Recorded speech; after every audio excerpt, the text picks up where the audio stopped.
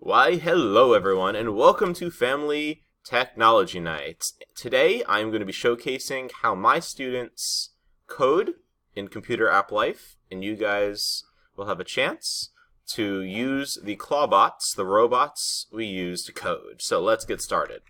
So when the students start coding, they start with a website that looks like this. And this website has 3 challenges. RobotC rules, where they learn the rules of the coding. Movement fundamentals, where they learn how to make the robots move in different directions in turn. And finally, the labyrinth challenge, which uses all of the rules and the movement fundamentals to solve an authentic problem where they try and make the clawbot maneuver through a maze. So what I want to show you guys is how these 3 work and what you will be doing this evening by exploring these different coding options. So the first challenge is RobotC rules, where you guys are going to be given an assignment the same way my students are given one. They're going to read the task, and then I don't tell them anything. They have to figure out on their own how to correct the code. So this over here is going to give you the information you need in order to fix the code. So you have to read through this and then fix it over here.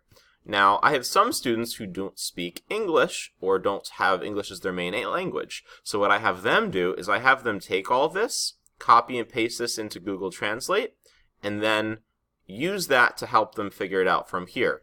Instead of simply teaching it in 2 languages, I teach the skills needed so that anyone can do it from any language. Just like you guys will notice down below how I'm translating my words in English to Spanish using Microsoft Translator. So while coding, you try and get this correct. When you think it's right, you hit compile program, and right here it'll either say correct or incorrect. If you need a hint, you can click these buttons to do so, and once you get it correct, it will allow you to move on to the next challenge. There are 8 challenges in each of them, so you're going to work through RobotC rules to try and understand the rules of coding. Once you've gone through all the rules of coding, you guys can go to the next challenge, which is movement fundamentals, which is teaching you all about movement. And we have some clawbots ready that have the code downloaded that once you guys do this, you can see what that clawbot would have done. And you will then go through again. You're going to read what's going on. You're going to try and tackle the assignment given over here, and you're going to compile a program. Now notice, I will not ever be teaching how to solve this. Coding is learned through trial and error by making mistakes and correcting those with error analysis.